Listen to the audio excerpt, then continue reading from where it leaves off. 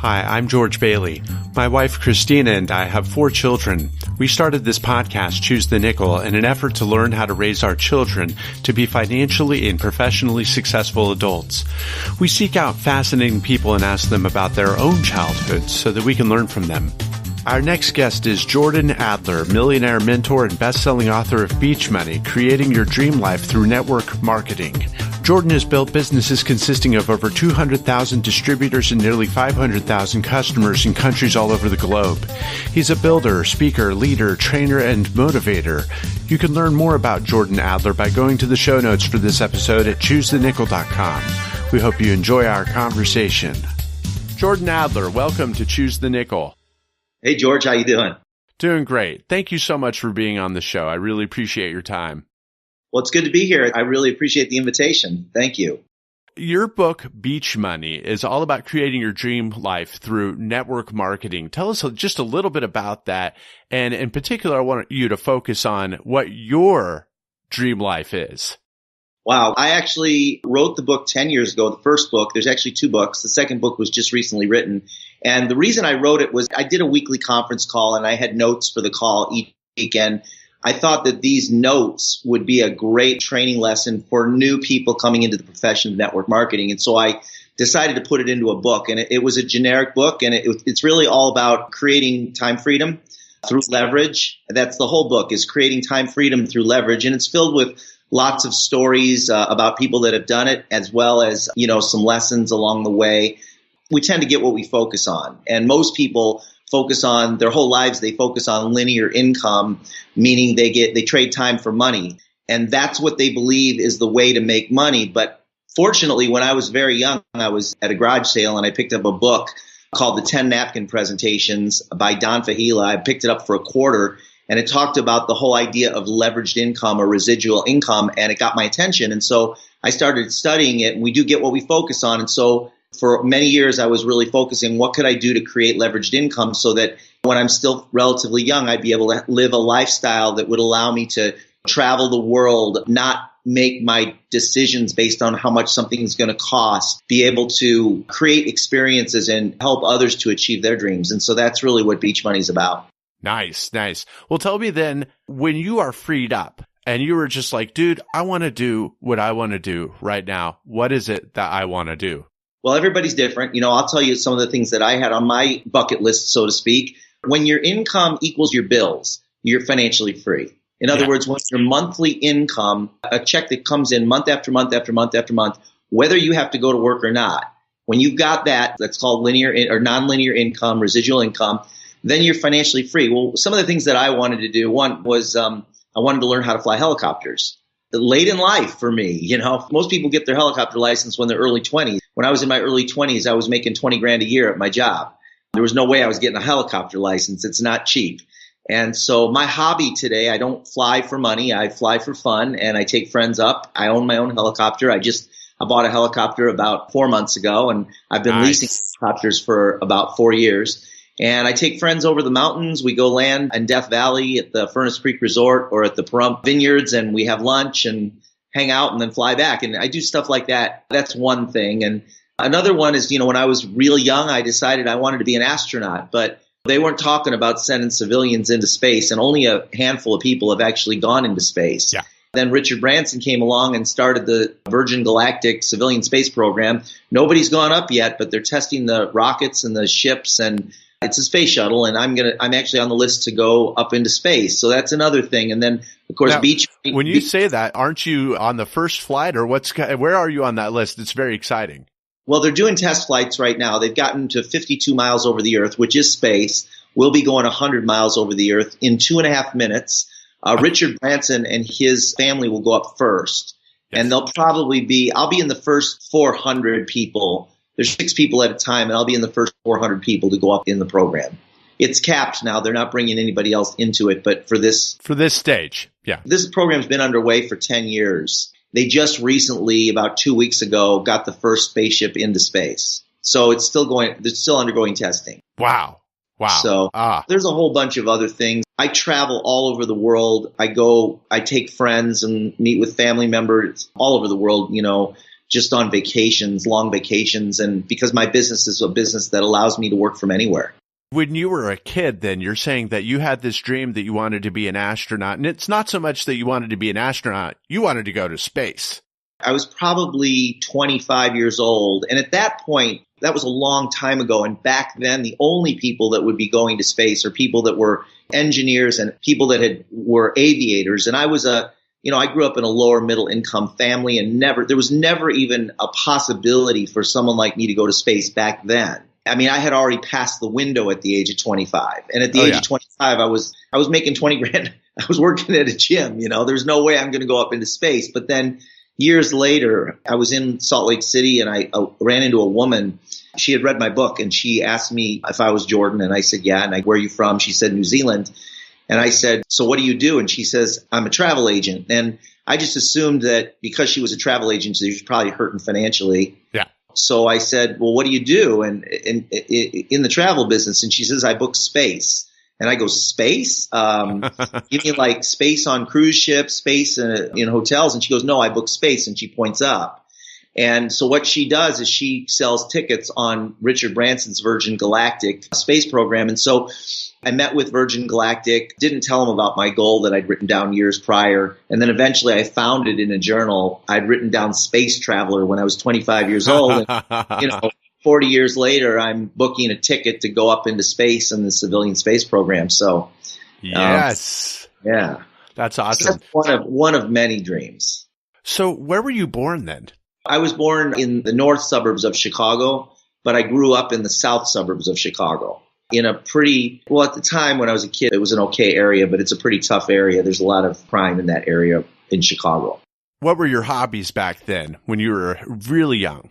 It was funny because I did not grow up in an entrepreneurial family, but my dad taught me entrepreneurial lessons, even though he wasn't really an entrepreneur. Got it. And so I'd have puppet shows and magic shows, and I'd charge 20 cents to my friends to come to them. I had a paper route. I was probably 8 years old, maybe 7, 8 years old, and I had a paper route. And I can remember trying to figure out ways that I could increase my tips because I made money 100% on tips. Oh, yeah. I obviously looked for ways to be extra friendly to the people that I was delivering the paper to, and it was a paper by choice. So they either wanted the paper or they didn't, but they didn't pay for the paper. It was just, I think maybe they paid for it, but all the money went to the company and then I received the tips. And so, but it was very inexpensive. It was called The Reporter.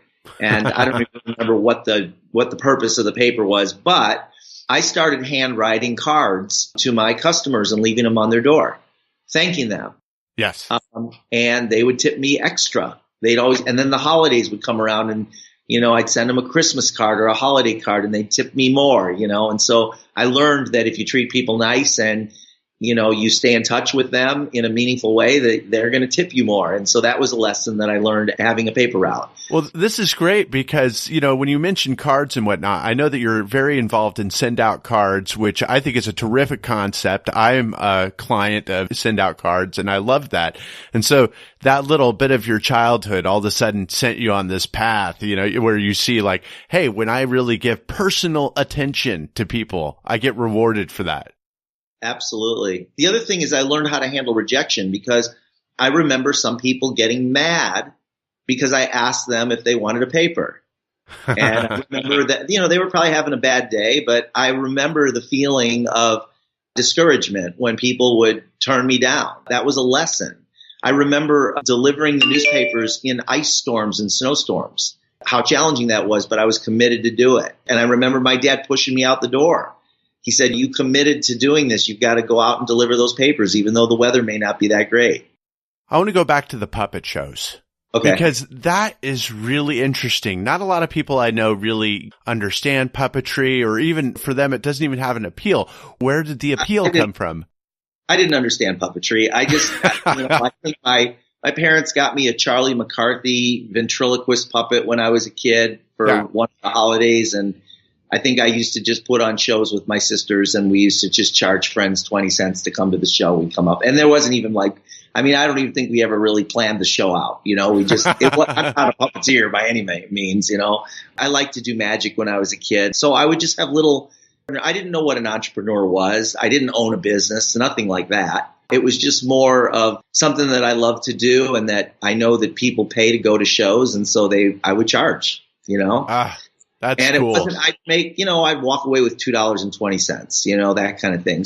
But for somebody who's 6 years old or 7 years old, back then, that was a good amount of money, Now, see, I have to admit that my instinct, if I'm going to entertain somebody, at least when I was a kid, I had this instinct where if I was going to get someone in front of me, then I thought, well, I've got to pay for the puppets, and then maybe I have to get some food to entice them to come in. And so, from a normal perspective, you're going to basically pay other people to entertain them. But Right. as a kid, you already got that. Where do you think that you got that instinct to actually charge money and the confidence that they would pay it? Yeah, it wasn't that sophisticated, George. I truthfully, I don't even know, because I didn't have a model of entrepreneurship at that age. I grew up in a lower middle income neighborhood. And so I don't know of anybody in that neighborhood that was entrepreneurial. I do have some lessons that my dad taught me that are entrepreneurial, but he wasn't one. For example, you know what a dandelion is? I mean, in the literal sense, but maybe not in the sense that you're describing it. Well, a dandelion is a weed that grows in the Midwest. Yeah. A yellow, it looks like a yellow flower. Because, if you're out west, you don't know what a dandelion is. But if you're in the East Coast, you probably do, or Midwest.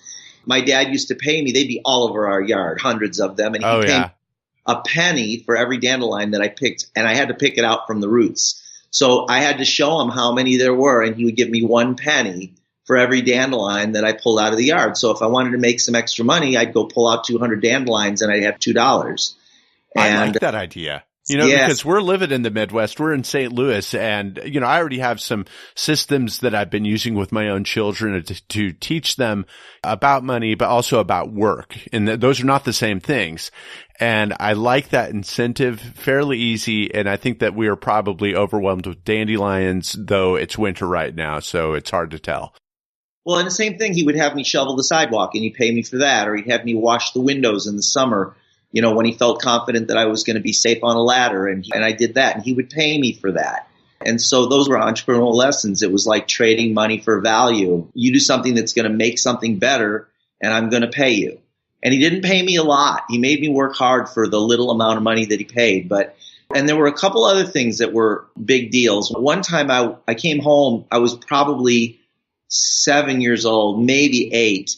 And my sisters, who were younger, were playing right inside the front door, and the front door was locked. And there was this window pane glass that went from the roof to the ground right next to the front door. And I was outside, and it was like a fogged glass, so I couldn't really see them, but I knew they were there. And I was pounding on the door, and they weren't answering the door. And so I eventually decided to kick in the window.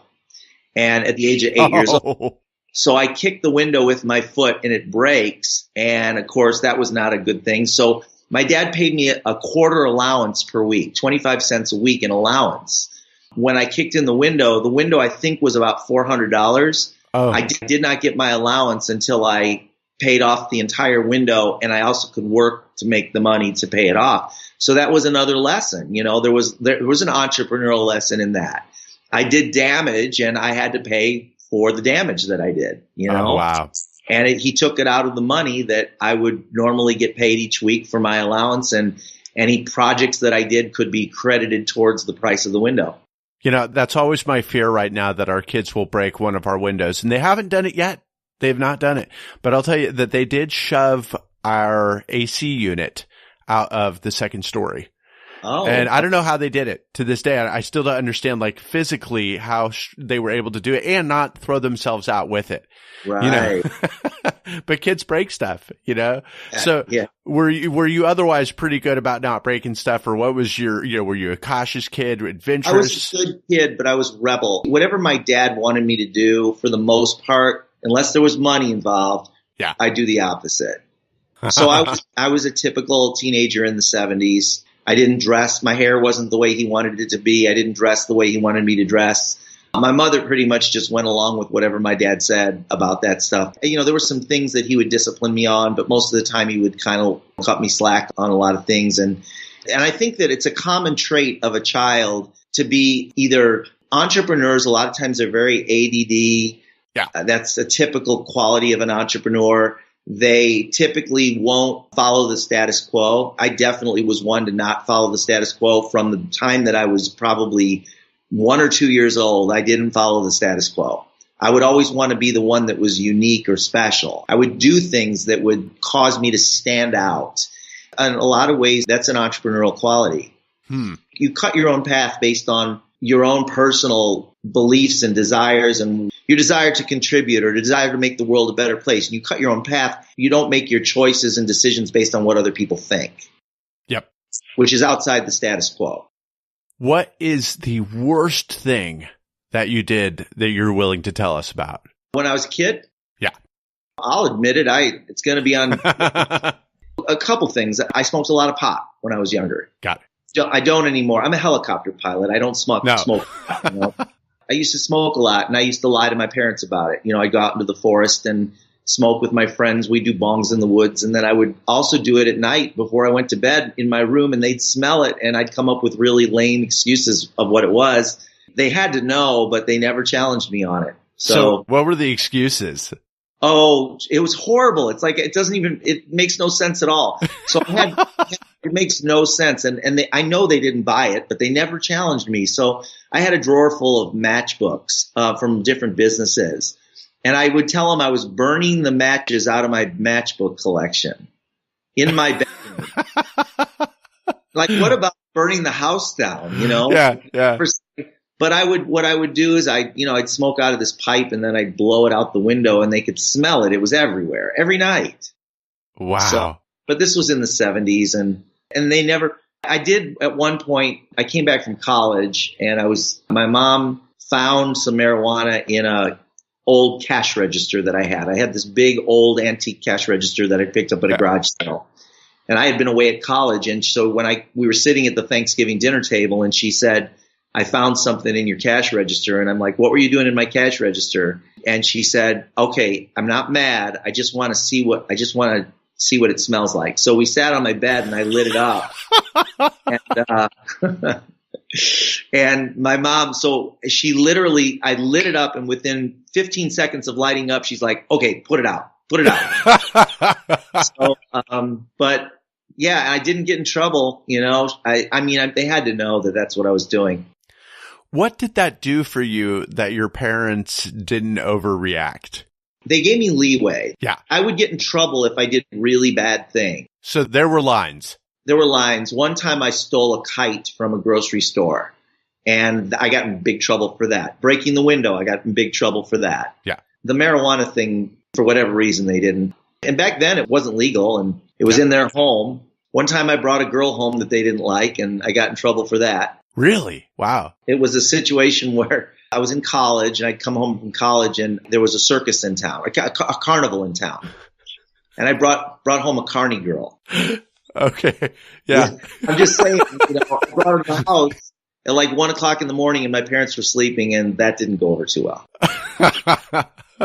That's awesome. Well, what's fascinating to me though is that every parent has his or her different line. It's always very interesting to me to see where those lines are. Breaking a window, I can totally understand that.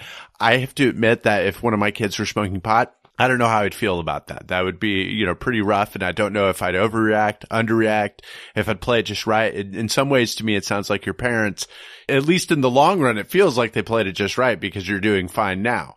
They made good decisions. The thing that had the greatest impact on me in terms of my entrepreneurial career, you know who Tom Hopkins is? I don't.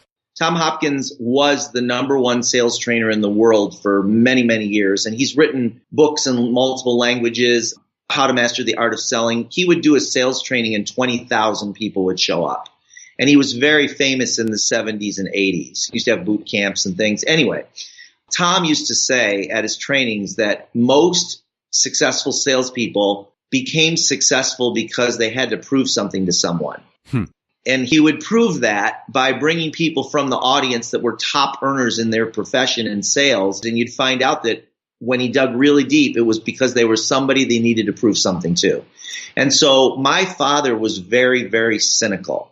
Anything I would do around business that involved anything other than going and getting a job, he would get really, really upset. So if I talked about not going to college and instead starting a business, he would get upset. If I talked about leaving college, once I was in college and starting a business, he'd say, nobody makes money in business. You need to have a good job, work hard at your job, get your promotions. And he used to teach me that over and over and over again. And again, because I was a rebel, whatever my dad told me to say around business, I would do the opposite. And he was very cynical. So when I started doing network marketing and I'd been doing it for 3 months and I hadn't made any money, that was his proof that no one makes money in those things, that it's just a pyramid. So for many years, my MO was I needed to prove to my dad. I've made millions and millions of dollars in network marketing. I haven't had a job now since 1996. And my dad became a fan in his later years. I lost my dad about 4 years ago. The last 10 years of his life, he loved beach money. He gave beach money to many of his friends. Wow. I take him on cruises. I bought him a brand new car when his car started to break down. And so he became a huge fan of network marketing, but it took him many, many, many years. And I had to prove to him that it was a good thing.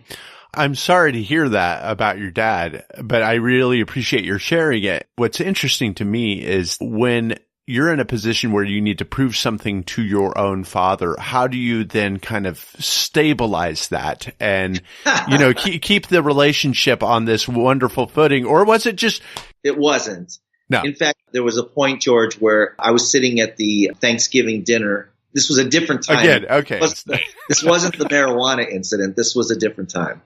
So I had been involved in network marketing at this point probably for 6 or 7 years, and I'd never made one penny. Yeah. I'd never signed up a single person. I think I was probably in my 6th or 7th company, and I knew that bringing up network marketing was a bad idea around my dad. And he asked me, and I wasn't living at home at the time. I was home for Thanksgiving, and he asked me, how's my network marketing business going? He was hoping that I would say not very good. And instead, I was very positive about it. And I said that it's promising. There's some big opportunity. I love what I'm doing. Da, da, da, da. And he went off and we got in a fight. And before dinner was even served, I got up and went to the front door and slammed the front door and left. Wow. So it wasn't peaceful and stable all the time. We would get in fights about it. I learned not to bring my profession up. It wasn't a profession yet because I hadn't made any money at that point, but it was something that I really wanted. I just wanted to crack the entrepreneurial code for somebody who grew up in a family that really was not entrepreneurial and show my dad that, yes, there is money if you add value and you contribute and you help lift other people up and help them achieve their dreams. So I knew the opportunity was there. I was very excited about it. It just took me a long time to figure it out. Where are you in the family order? I'm the oldest. And how many siblings? Yeah, 2 younger sisters. 2 younger sisters. How did your sisters help shape you when you were children? So my sisters are, in a sense, one of my sisters is an entrepreneur. They've probably shown more entrepreneurial qualities in their later years than when they were younger. When they were younger, they were definitely not entrepreneurial. But both of my sisters in their own way have shown some entrepreneurial qualities. One is a musician, and she's created 5 CDs, and she hasn't sold a lot, but she is on most of the music, like iTunes and that kind of thing. And she sells her CDs and she sells music and she books gigs and things like that. And then she's also got a job. And then my other sister is a graphic designer, graphic artist, and she designs T-shirts and purses and different things like that. And she sells those. So they are very entrepreneurial in that sense now. One lives in New York, one lives in Chicago. As I look back, I can't really think of a way that they shaped my entrepreneurial background. I really don't see it at all. Maybe not your entrepreneurial background, but other aspects of your personality. What were the things that you did together, that you enjoyed together, that you didn't like doing together? We would laugh a lot as children. We played together. We shared a bedroom when we were very young, all 3 of us, and we would talk until the middle of the night. We would fight too, but mostly it was just really we got along great. We did everything together. We were all close in age, and we did pretty much everything together when we were kids. And it was just play. Like what kids do. Yeah. And back then, we would go out in the Midwest. Back then, it was safe for kids to run around till 10 o'clock at night by themselves in the neighborhood. And so we would ride our bikes or we'd go play hide and seek in the backyards, at our friends' homes and things like that. We would do that kind of stuff. The irony is that it still may actually be very safe in the Midwest to go play in the middle of the night and whatnot. But, part of me thinks that we've really changed as parents and as a culture and what we expect, because I remember growing up in the 80s. And I was always, and this was in California, south of Oakland, and I was always out at night playing hide and seek, running up the street and stuff like that. Tell me, what was probably your favorite toy as a child? Oh, two things. A flashlight. Okay. And Rock'em Sock'em Robots. Yes. Okay. Tell me more. What do you remember about Rock'em Sock'em Robots? Oh, it just was fun to compete. And I had that, and it disappeared somewhere probably when my mom probably gave it away when I was 12 or something like that. Yeah. I don't know. It just disappeared. And then fairly recently, somebody found a brand new Hasbro Rock'em Sock'em Robot still in the box from the 70s or from the 60s. I think it was early 70s, and bought it for me as a birthday gift. And so I set it up, got it up at my place in the mountains. Oh, that's cool. How did they know? You're a big fan of the Rock'em Sock'em Robot. Do you ever have like matches or tournaments or anything like that? Or how do you ever? Oh, no, I would just play with the friends, Yeah. I also had a friend, he was a very close friend, and we would do things together in the neighborhood. We were in my bedroom, and I went to the restroom and came back, and then he went home, and I noticed this. I was probably 11, 12 years old, and I had a collection of silver half dollars, Kennedy halves, the 50-cent Kennedy halves. They were pure silver. In other words, they didn't do the nickel. When they hit 1965, they started putting nickel in the silver half dollars. But before that, before 65, they were pure silver. And I knew that was a good thing. And I had probably 50 of them that I had either bought or collected. I think I collected all of them, just kind of because they were in circulation and I would find them. And I showed them to him, and he stole them and took them to a pawn shop. And I never got him back. I remember his name, actually. He was no longer my friend. He wasn't even, obviously my parents didn't allow him in the house anymore after that. And I didn't want to have anything to do with him after he stole those. And I never saw him again. But I think that kind of shaped I'm a little bit cautious about who I trust. Yes. And I think it came from that. Wow. So you said flashlight though earlier, but you didn't say anything about any follow-up, like flashlight, favorite toy. How? I don't know why. I thought it was cool. You turn the flashlight on in the dark, and I don't know. It was just, and I was very young. Like I was probably 6, Nice. And then I got into anything mechanical was cool. I loved everything that was mechanical, like a cassette player with the buttons. I thought that was just real. I remember when I got my first one and I could put a cassette in it and play it, and I don't know, there was something about electronics. And when I get a little bit older, probably 10 years old, I got into CB radios and talking on the radios, and I had walkie-talkies and that kind of stuff. Nice. Love stuff, yeah. So did your parents ever talk with you about money? Your father did talk with you about business. He said, get a job, climb the ladder. But what about money itself? The only thing that I really remember two things I remember him talking about money. One is save your money. Yeah. That was a big thing. He was right. I learned the hard way. Well, you were a contrarian. Right. So I didn't save money. I spent money. I invested money in things that I thought were exciting ideas when I got a little older. But after working for my first successful entrepreneurial endeavor, I made $8 million. And wow. 4 million. And I wish I had taken 10% of it and just saved it, which I didn't do. If I had just taken 10% of my income and saved it, that $800,000 would have been worth today probably 4 or 5 million. Wow. If I just saved it, And so he was right there. I should have done that. The second thing that he taught me about money is that it's rude to ask somebody how much money they're making. And what do you think about that today? He would get mad if I ever asked him how much money he made. Yeah. He'd get mad. I think it's a personal thing, and I don't think it's something that people need to ask other people. It doesn't really matter. It's really about what you contribute, not what I did. Yes. Yeah. So people ask me once in a while, and I'll volunteer certain things, but I don't like it when people ask me, and I think that came from my father's attitudes around it. Now I want to come full circle to your book and then end out with my last question. All of us really do, particularly parents these days, we want to free up our time. And this is something that you deal with in Beach Money so that we can get a little bit more time in with the people we love. Give us a few thoughts about that. I think it's important to be organized and wherever possible have somewhat of a routine. Yeah. I'm in a different city every week, so routine is difficult for me. But when I'm on solid ground at my home, I do have a schedule, and it's a consistent schedule. I get up, I get my workout in the morning. I do a little bit of reading. I have my days planned out with a schedule. I did learn this. You can predict the future of someone's income by looking at their schedule. If you look at their calendar, you can predict the future of their income. If their calendar has nothing on it, that's a telltale sign. If their calendar is booked with just social things, that's a telltale sign. If they're in sales or if they're in network marketing or if they've got some type of a traditional business and they're doing things that are productive in terms of things that will allow them to grow, then, and that's on their calendar, then that's a predictor of the future. I was at an event in LA, a course. There were about 1,000 people. This was a huge breakthrough for me because for many years I'd been telling people I'm going to the Virgin Islands. For 10 years I'd been telling people I'm going to be going to the Virgin Islands, and I never went.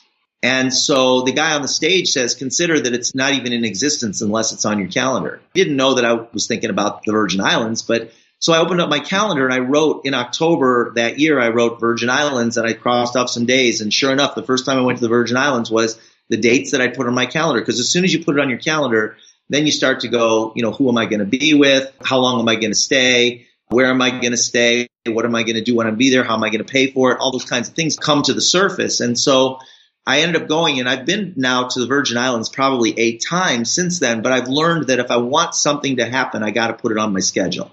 That's great. And just to translate that into what that means for us as parents, I think you need to have a routine with your kids, or at least certain firm written, recorded expectations about how you're going to invest in them. I really like your system.